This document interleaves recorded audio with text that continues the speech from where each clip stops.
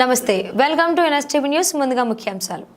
జమ్మలమడుగు పట్టణంలోని కూరగాయల మార్కెట్ వీధిలో మణికంఠ కట్ పీస్, భగవాన్ కట్ పీస్, అర్చన డ్రెస్సెస్, పవన్ కట్ సెంటర్ తదితర బట్టల దుకాణాల ఎదురుగా ఆయా దుకాణాల యజమానులు బట్టల బస్తాలను, ఘట్టాలను రోడ్డుకు అడ్డంగా రోడ్డుపైనే అన్లోడింగ్ చేసుకున్నారు.